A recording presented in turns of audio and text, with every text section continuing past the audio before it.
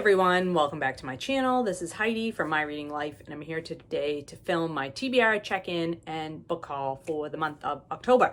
So October, I was reading like a house of fire. I read so many books in October, so let's get to it. So I read a total of 14 books. 13 of them were off my shelf. I brought in 13 books.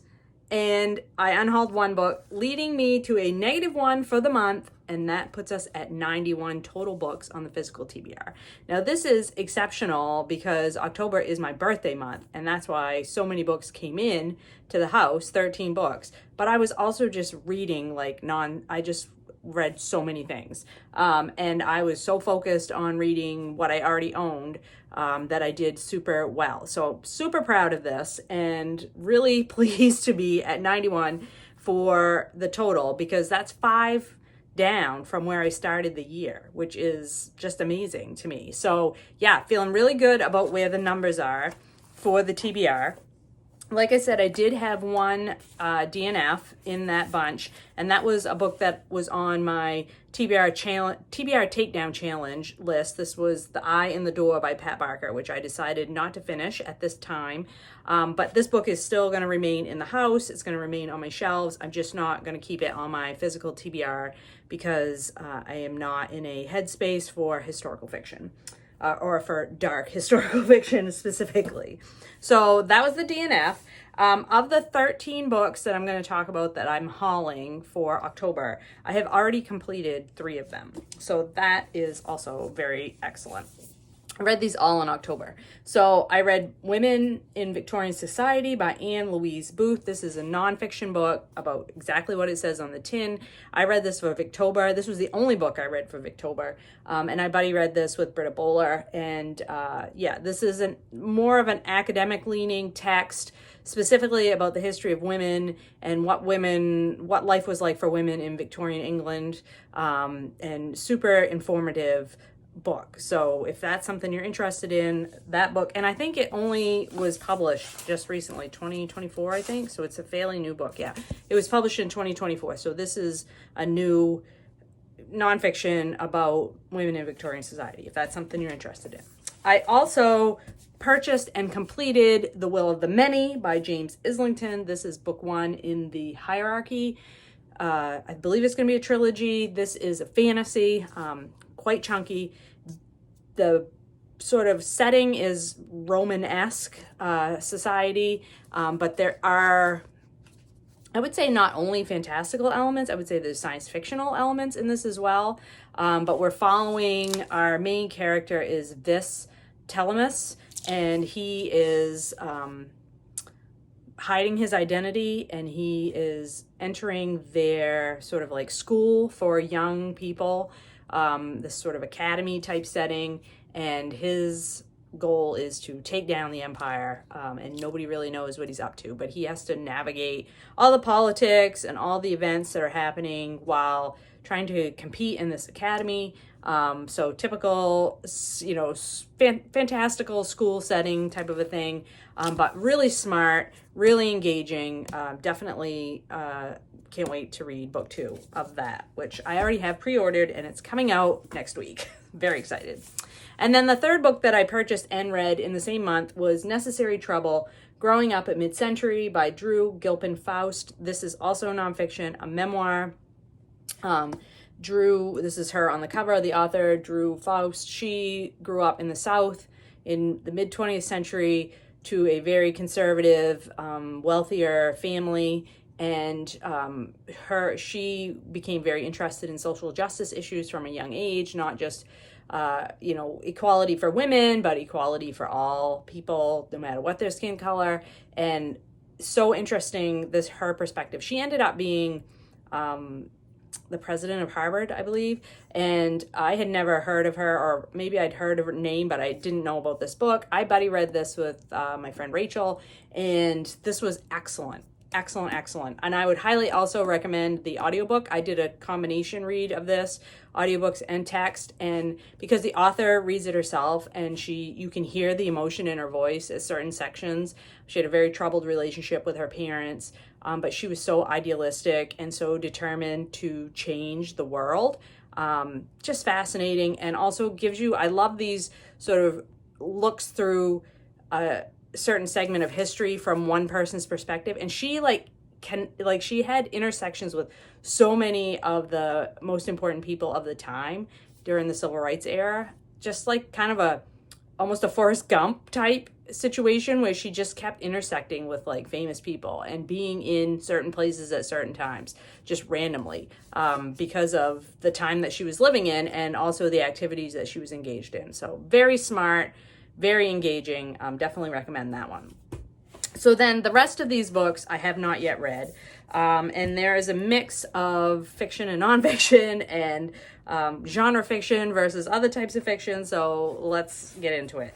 The first thing that happened was my daughter took me book shopping at my local bookshop for my birthday, and she bought me A Witch's Guide to Magical Innkeeping by Sangu Bandanna.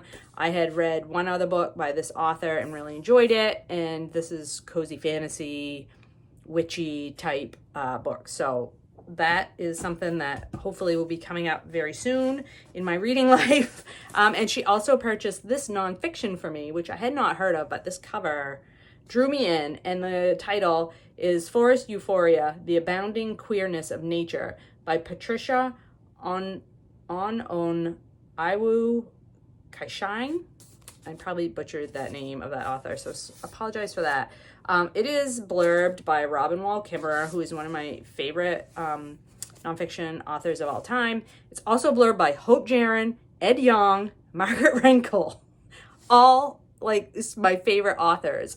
So yeah, I had to pick this one up. It is not super long either. It is, the text part of this is only 218 pages. So this one would actually fall into the shorty category.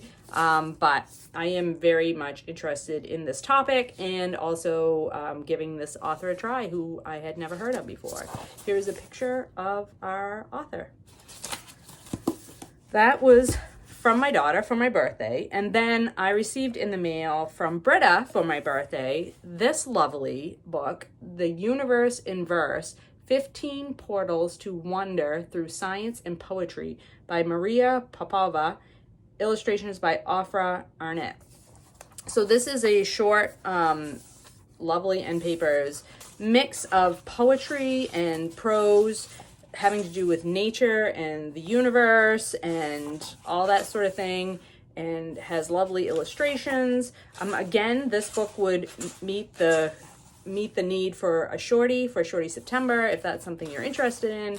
And I love these kind of books that are a mixture of like poems and short pieces with illustrations. I think that they're so much fun to dip in and out of, and this is such a beautiful copy and all about topics that you know I'm interested in. So Britta knows me very well, and I'm looking forward to that one. And then a book that we had heard about from another buddy read that we had done earlier.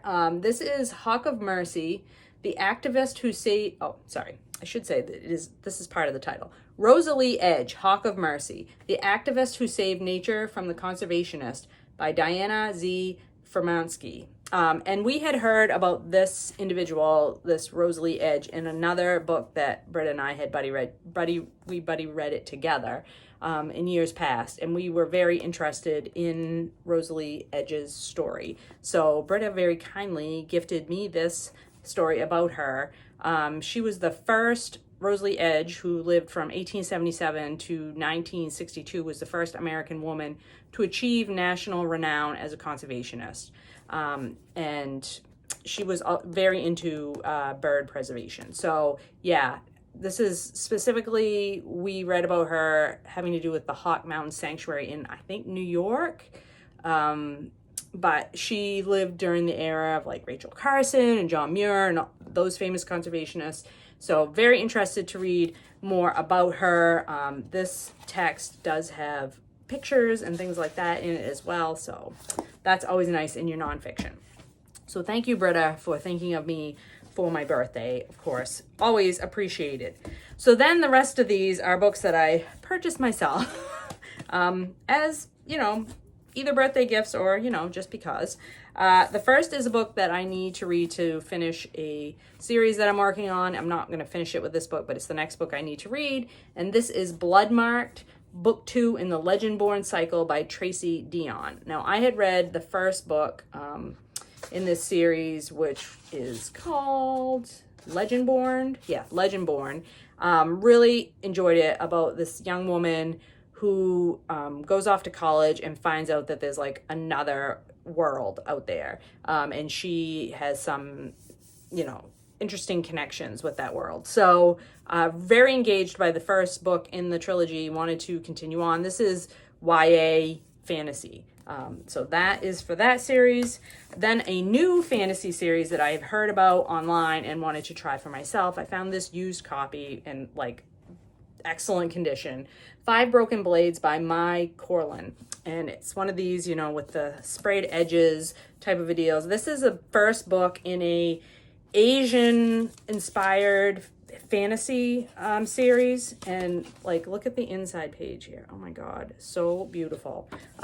So it is, this is what it says. So I don't normally read, but just so you know, it's the season for treason. The king of Yusan must die. The 5 most dangerous liars in the land have been mysteriously summoned to work together for a single objective: to kill the god king Jun. So that sounds really fun, and I've heard good things about it, so I'm going to give that one a try. And also it was a good price, so who could resist? And then I picked up the newest book by Stephen King. This is Never Flinch, and I believe this is a book in his group of books that feature the main character Holly, and these are more mystery type books rather than horror. I think they lean more towards mystery versus the horror. I still have yet to read Holly in this series, but you know me, I buy them as they come out, and then I am sort of pacing myself because Stephen King is getting up there in years, and I know eventually he is going to leave us, and I am very scared that I'm not going to have any more new Stephen King books to read. And then I did pick up a new Kingfisher because I have really grown to love her writing and have read several of hers in the past few months. And this one is The Sorceress Comes to Call. I don't really know anything about this one, but Doris read it and loved it and recommended it. So I was like, yes, of course, I will be reading that one. I assume it's one of her, I know it's fantasy, but I don't know if it's a fairy tale retelling or not. She does have some of those, but I do really enjoy her writing. So I'm looking forward to getting to that one soon, I hope. And then the end of a trilogy that I've been working on, this is literary fiction. This is In a Distant Valley by Shannon Bowring. This is book 3 in the, what are we calling this series? The Dalton novels. And these take place in a small Maine town in northern Maine, Aroostook County. Just a cast of characters that I have fallen in love with, and absolutely am dying to know how this wraps up and how everybody fares in the end. This tackles, small towns, hidden secrets, and dysfunction within the community, and how that is and is not addressed. Like I said, I have become completely hooked on these characters. I love Shannon Bowring's writing. I love a book set in Maine. And these ones really resonate with me. So very much looking forward to this. We'll absolutely be reading this one soon, for sure. Plan to read this one within the next month. And then last but not least, I have the next book in the Inspector Lynley mystery series that I am buddy reading with Britta Bowler. This is The Punishment She Deserves by Elizabeth George. I can't even remember which number this is. Maybe 20? Maybe 19? I can't remember. This one was published in 2018. So we're getting to the end of the currently published novels in the series. This one I got off Paperback Swap.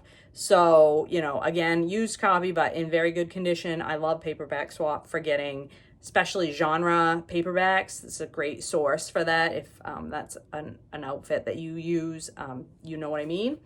And that's it. That's the books that I brought in, all 13 of them for the month of October, my birthday month, which is traditionally a larger month for me in terms of the number of books that I bring in, but I balanced it out by reading 13 books off my shelf. So yay me. I'm glad to be going into November with those numbers behind me, because my reading has slowed down. I have yet to finish a book in the month of November, and we're already on the 9th day. So, you know, that's what happens sometimes. Who knows? Anyway, I hope you're all doing well and finding some great books to read. I will talk to you later.